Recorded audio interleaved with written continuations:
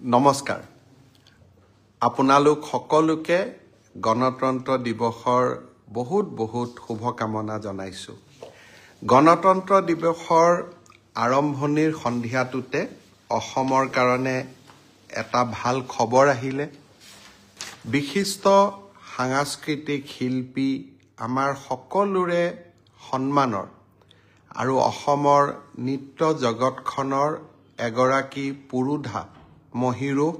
যতীন গোস্বামী ডাঙৰীয়াক ভাৰত চৰকাৰে পদ্মভূষণ সন্মানেৰে সন্মানিত কৰিছে মই যতীন গোস্বামী ডাঙৰীয়ালৈ বহুত অভিনন্দন জনাইছো তেখেতৰ অনুৰাগী সকললৈ অভিনন্দন জনাইছো আৰু তেখেতৰ দীৰ্ঘায়ু কামনা কৰিছো এইবাৰ আমাৰ ৰাজ্যখনৰ 4জন বিশিষ্ট ব্যক্তিয়ে পদ্মশ্ৰী সন্মান লাভ কৰিবলৈ সক্ষম হৈছে বিশিষ্ট শিক্ষাবিদ অনিল চন্দ্ৰ বড়ো গীতা উপাধ্যায় আৰু জয়চৰণ বাথাৰী আৰু বিশিষ্ট সাংস্কৃতিক শিল্পী ৰেবকান্ত মহন্ত ডাঙৰীয়াক ভাৰত চৰকাৰে পদ্মশ্ৰী সন্মানেৰে বিভূষিত কৰিছে মই আটাইকেইগৰাকীকে অসমবাসী ৰাইজৰ হৈ বহুত অভিনন্দন জনাইছো আৰু তেখেতসকলৰ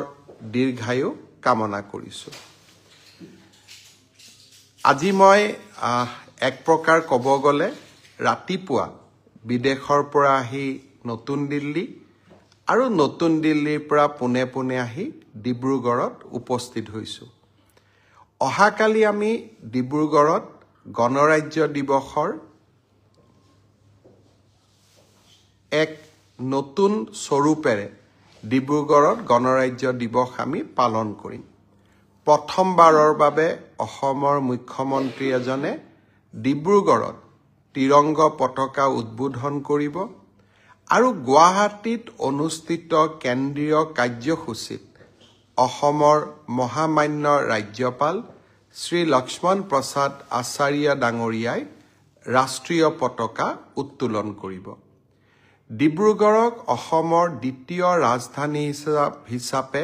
আমি নিৰ্মাণ কৰাৰ এক ক্ষুদ্ৰ প্ৰয়াস কিছুদিন আগতে আৰম্ভ কৰিছিলোঁ ডিব্ৰুগড়ত আমি মুখ্যমন্ত্ৰীৰ এটা কাৰ্যালয় স্থাপন কৰিছিলোঁ আৰু এই কাৰ্যালয়টোত প্ৰতি মাহে অতি কমেও 3 দিন মই যাতে বহিব পাৰোঁ ৰাইজৰ লগত কথা পাতিব পাৰোঁ বিভিন্ন সমষ্টিৰ উন্নয়নৰ কথা পাতিব পাৰোঁ তাৰ বাবে ব্যৱস্থা আৰম্ভ কৰিছিলোঁ এতিয়াও মই ডিব্ৰুগড়ৰ মুখ্যমন্ত্ৰী কাৰ্যালয়টোতে বহি আছো আৰু এই ডিব্ৰুগড়ৰ মুখ্যমন্ত্ৰী কাৰ্যালয়ৰ পৰাই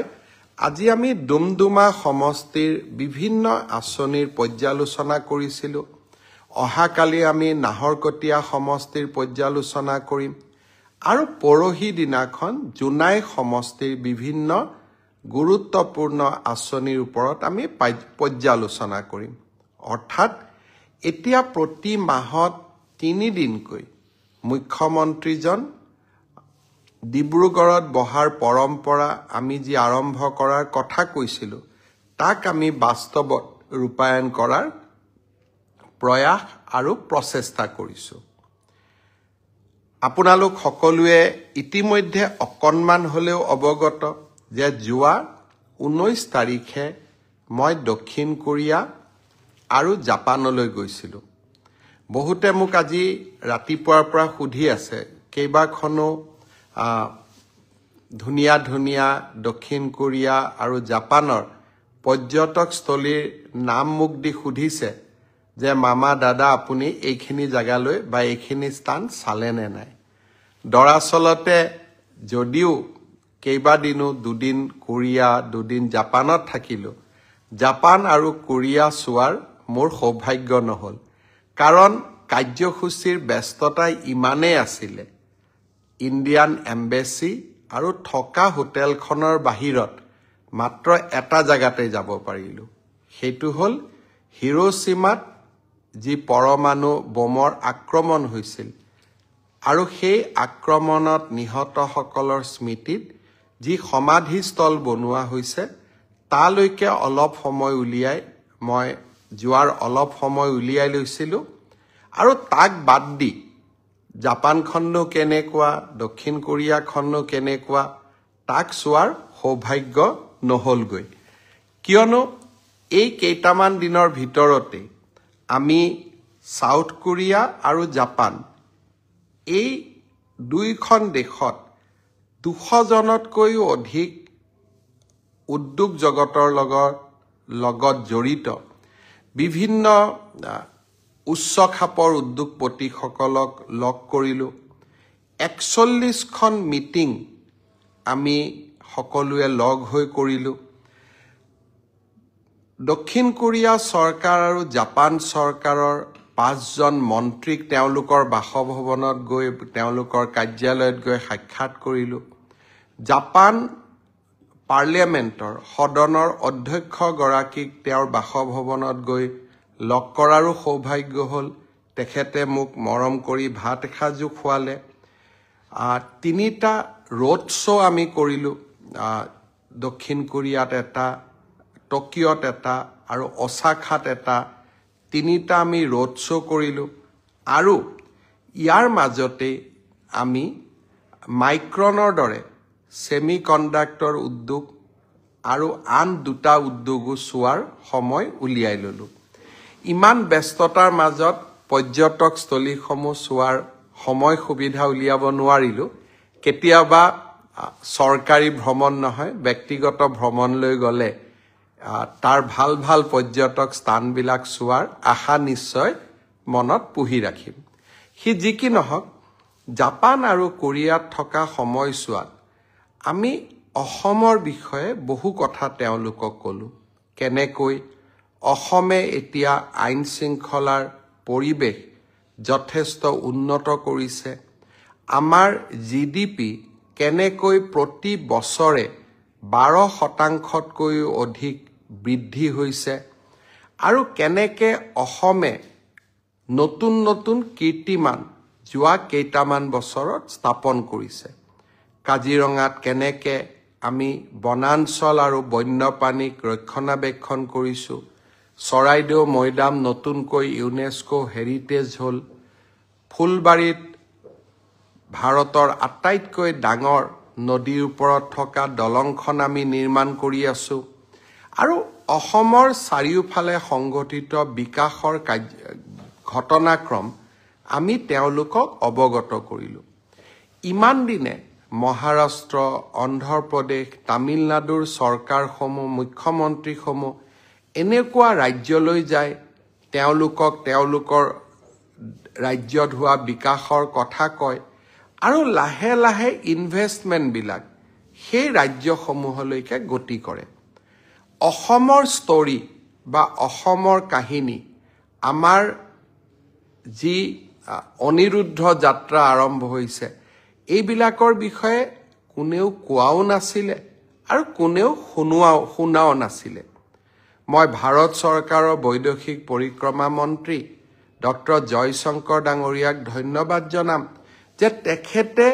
আমাৰ ৰাষ্ট্ৰদূতসকলক নিৰ্দেশ দিছিলে যে অসমৰ মুখ্যমন্ত্ৰীৰ বাবে যিমান পাৰোঁ আমি উদ্যোগপতিসকলৰ লগত সভা কৰোৱাই দিব লাগে ৰোড শ্ব' অনুষ্ঠিত কৰোৱাব লাগে যাতে নতুন অসমখনৰ কথা আমি ক'ব পাৰোঁ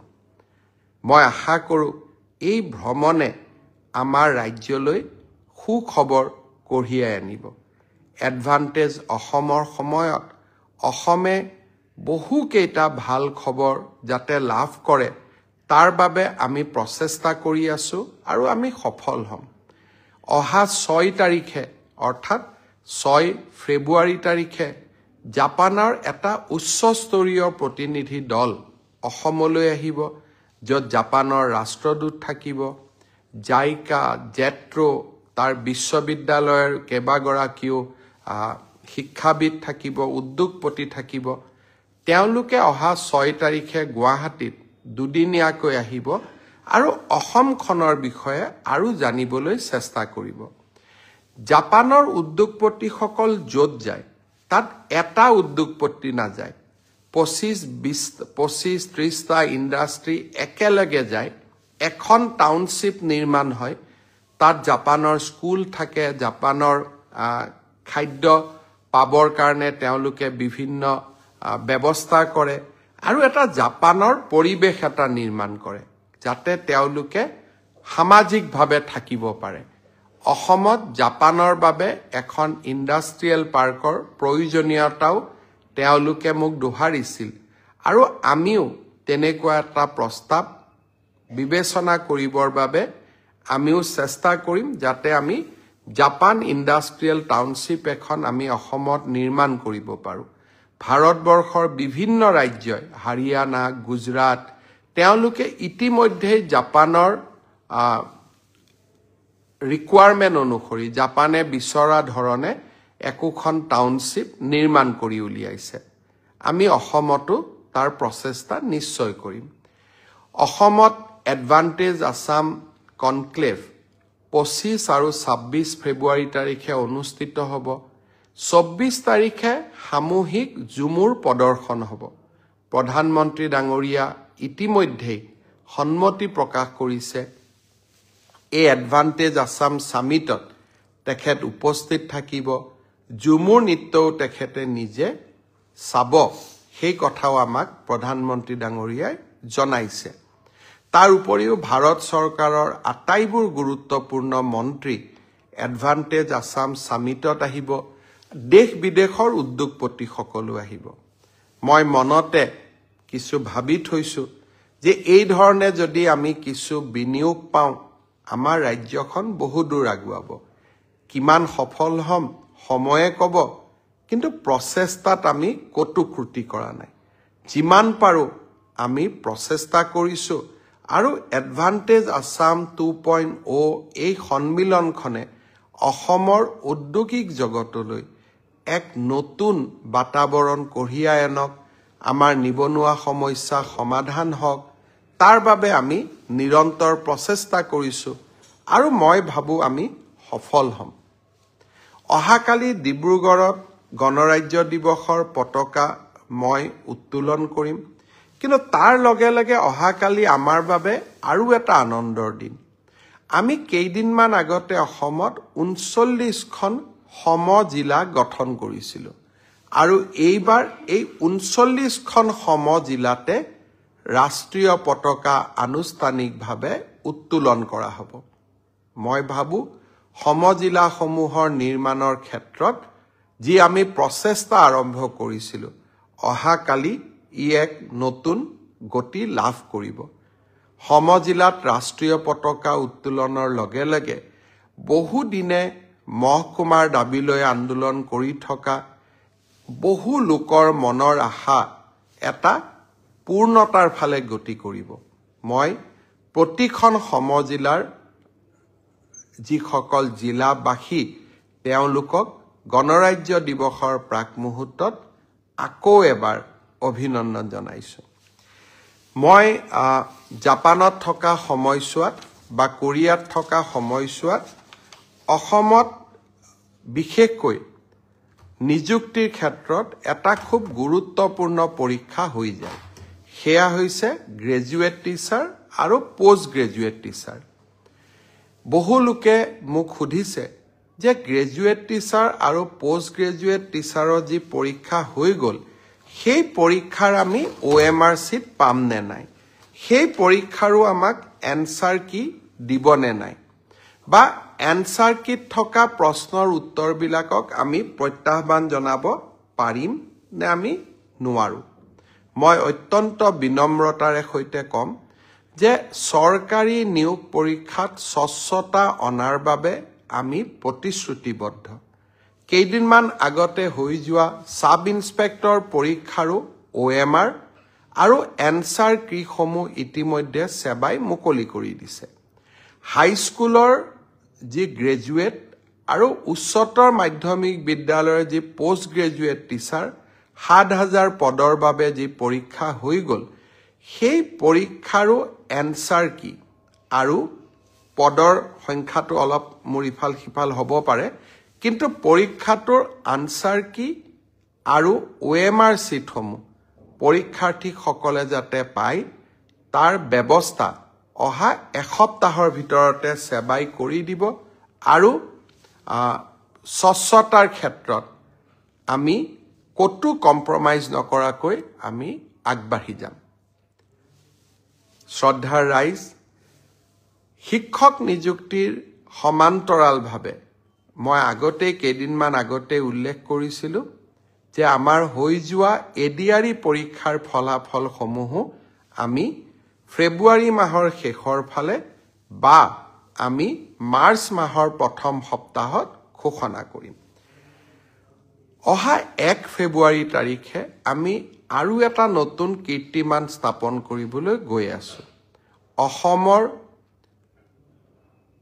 মেডিকেল কলেজসমূহ প্ৰতিখন জিলাতে যাতে একোখনকৈ মেডিকেল কলেজ হয় তাৰ বাবে আমি নিৰন্তৰ প্ৰচেষ্টা আগবঢ়াই গৈ আছিলো অসমৰ 14 number medical college Pragjyotishpur medical college যি গুৱাহাটীৰ আৰ্যনগৰত নিৰ্মাণ হৈ আছে 1 ফেব্ৰুৱাৰী তাৰিখে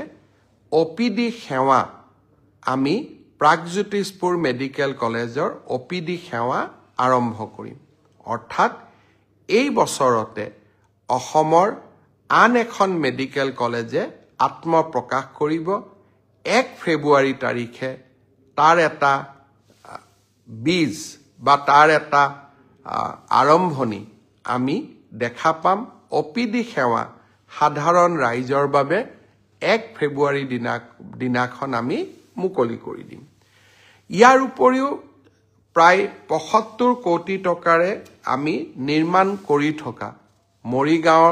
জাগি ৰোড আৰু মৰিগাঁও সংযোগী যি আমাৰ জাগি ভগত গাঁৱৰ ওপৰত দলং এখন আমি নিৰ্মাণ কৰি আছিলো সেই দলংখনো অহা আমাৰ 1 ফেব্ৰুৱাৰী তাৰিখে আমি ৰাইজৰ বাবে মুকলি কৰি দিম শ্ৰদ্ধাৰ ৰাইজ অসমৰ উন্নয়নৰ ক্ষেত্ৰত এই ধৰণে আমি লোৱা প্ৰচেষ্টাসমূহে এতিয়া লাহে লাহে তাৰ সুফলসমূহ আমি ৰাইজৰ ওচৰলৈ লৈ যাব পাৰিছো আৰু ই সঁচাকৈ আমাক প্ৰাপ্তিৰ আনন্দ দিয়ে কৰবাত কাম কৰি থকাৰ বাবে প্ৰেৰণা যোগায় ৰাজ্যৰ প্ৰধান বিৰোধী দল কংগ্ৰেছ দলে বাৰে বাৰে মোৰ বিদেশ যাত্ৰাক লৈ প্ৰশ্ন তুলিছে মই এটা কথা তেওঁলোকক বিনম্ৰতাৰে সৈতে কওঁ বিদেশলৈ মই কেবাবাৰো গৈছো আৰু বিদেশত হয়তো যাব পৰাৰ মোৰ নিজৰ ব্যৱস্থাও মই কৰি ল'ব পাৰো যদি বিদেশ যোৱাৰ কাবাৰ ইচ্ছা থাকে কিন্তু ৰাজ্যখনৰ মুখ্যমন্ত্ৰীজন যেতিয়া বিদেশলৈ যায় তেতিয়া তাত কোনেও পৰ্যটন কৰিবলৈ নাযায় স্বপ্ন এটাই থাকে ৰাজ্যখনৰ বাবে আমি কি কৰি যাব পাৰো ৰাজ্যখনৰ বাবে আমি নতুন কি কৰিব পাৰো আৰু সেই স্বপ্নৰ সন্ধান কৰিয়ে যোৱা ৩.৫ বছৰ মই কাম কৰি আছো আৰু তেনেকৈ কাম কৰি যাম কংগ্ৰেছ দলৰ মুখ্যমন্ত্ৰী সকলো বিদেশত গৈছিলে কাৰ লগত কথা পাতিছিলে কেনেকে কথা পাতিছিলে তাক আমি কেতিয়াও প্ৰশ্ন কৰা নাই কিন্তু যোৱা ৭টা দিন মই কি ধৰণে ৰাজ্যখনৰ কথা নতুন অসমৰ কথা দেশ বিদেশৰ উদ্যোগপতিসকলক ক'ব চেষ্টা কৰিছো তাক আপোনালোকে সকলোৱে ছ'চিয়েল মিডিয়াৰ জৰিয়তে প্ৰত্যক্ষ কৰিছে আৰু সেই কাৰণে মই সদায় ভাবো যে সমালোচনা আলোচনা যিয়েই নহওক কিয় মোৰ কামে প্ৰমাণ কৰি গৈ আছে আৰু প্ৰমাণ কৰি গৈ থাকিব যে অসমক এক নতুন দিগন্তলৈ লৈ যোৱাৰ যি প্ৰতিশ্ৰুতি সেই প্ৰতিশ্ৰুতিৰ লগত আমি কেতিয়াও কম্প্ৰমাইজ নকৰো আৰু সেই ধৰণে আমি আমাৰ ৰাজ্যখনক আগুৱাই লৈ গৈ থাকিম কংগ্ৰেছ দলৰ এগৰাকী নেত্ৰীয়ে প্ৰশ্ন কৰিছে যে মুখ্যমন্ত্ৰীৰ লগত তুলিৰাম ৰংহাং কিয় গৈছিলে তুলিৰাম ৰংহাং কাৰ্বি আলং স্বায়ত্তশাসিত পৰিষদৰ মুখ্য কাৰ্যবাহী সদস্য অসমত যদি সৌৰ শক্তিৰ আমি উৎপাদন কৰিব বিচাৰো আটাইতকৈ যদি ভূমি কৰবাত আটাইতকৈ বেছিকৈ আছে সেয়া কাৰ্বি আলঙত আছে অসমৰ জলশক্তিৰ ওপৰত যিমান বিদ্যুৎ উৎপাদন হৈছে কপিলি কাৰ্বি লাংপি এই গোটেইকেইটা কাৰ্বি আলঙতে আছে জনজাতীয় লোক এজনে অসমৰ আন এজন মন্ত্ৰী বিধায়কক মই লগত লৈ নগৈ যদি জনজাতীয় নেতা এজনক মোৰ প্ৰতিনিধি মণ্ডলত মই লৈ গৈছো সেয়া আমাৰ বাবে কৰবাত নহয় কৰবাত আমাৰ বাবে আনন্দৰ বাতৰি হ'ব পাৰে হি কেতিয়াও সমালোচনাৰ বাতৰি হ'ব নোৱাৰে মই কংগ্ৰেছ দলৰ লোকসকলক আকৌ এবাৰ অনুৰোধ কৰিম যে আপোনালোকে আমাৰ জনজাতীয় সমাজখনক সন্মানৰ চকুৰে চাবলৈ শিকক আৰু তেতিয়াই মই ভাবো আমাৰ অসমখনে এক নতুনকৈ আমি সমন্বয়ৰ বাতৰিৰে আগবাঢ়ি যাবলৈ শক্তি পাম শ্ৰদ্ধাৰ ৰাইজ অসমত কেইবাটাও নতুন উন্নয়নমূলক আঁচনিৰ কাম আমি হাতত লৈছিলোঁ ইতিমধ্যে অৰুণোদয় হিতাধিকাৰী তালিকাৰ নিৰ্মাণৰ প্ৰথম পৰ্যায়ৰ কাম হৈ যোৱাৰ পিছত এইবাৰ আমি নগৰ অঞ্চলসমূহত অৰুণোদয় হিতাধিকাৰী নিৰ্বাচনৰ কাম আমি হাতত লৈছোঁ ইয়াৰ লগে লগে আৰু এখন আঁচনিৰ কথা আমাৰ বাইদেউসকলে মোক প্ৰায়ে সুধি থাকে যে 10,000 টকাৰ যিখন আঁচনি আছিল সেই আঁচনিখন আমি কেতিয়াকৈ আৰম্ভ কৰিম ইতিমধ্যে সেই আঁচনিখনৰো প্ৰথম হিতাধিকাৰীৰ প্ৰথম তালিকাখন জিলা পৰ্যায়ত এই আঁচনিখনৰ হিতাধিকাৰীসকলক চূড়ান্তভাৱে নিৰ্বাচনৰ প্ৰক্ৰিয়া আমি ফেব্ৰুৱাৰী মাহত আৰম্ভ কৰিম ইতিমধ্যে 32 লাখ আই মাতৃক এই আঁচনিখনৰ বাবে আমি প্ৰাৰম্ভিকভাৱে নিৰ্বাচিত কৰিছোঁ আৰু জিলা সমিতিসমূহে এই আঁচনিখনৰ চূড়ান্ত ৰূপ দিব কম বেছি পৰিমাণে মই আশা কৰোঁ যে প্ৰায় 28ৰ পৰা 29 লাখ মাতৃক আমি এই আঁচনিখনৰ সুবিধা দিব পাৰিম মোক দুই এজনে সুধি আছে অসম পুলিচৰ ৰিটেন কেতিয়া হ'ব মই ভাবো যে ফেব্ৰুৱাৰী মাহ নহলে মাৰ্চৰ প্ৰথম ভাগতে আমি অসম পুলিচৰ কনিষ্টবল সকলৰ পৰীক্ষাৰ ৰিটেন টেষ্টৰ কাম আমি সমাপন কৰিম আজি বহু সময় আপোনালোকৰ পৰা নলওঁ গণতন্ত্ৰ দিৱস অহাকালি প্ৰতি বছৰে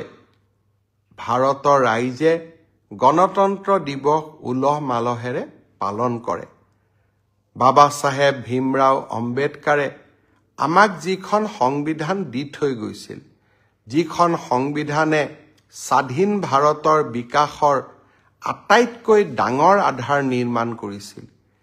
সেই সংবিধানখনক গ্ৰহণ কৰা দিনটোকে আমি গণৰাজ্য দিৱস হিচাপে পালন কৰোঁ মই ভাবো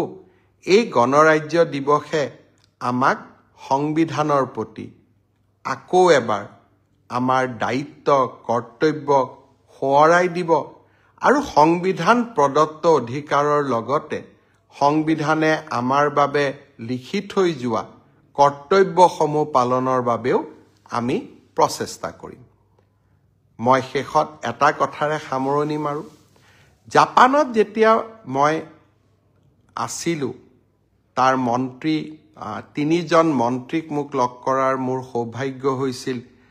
জাপান সংসদৰ অধ্যক্ষক লগ কৰাৰ মোৰ সৌভাগ্য হৈছিল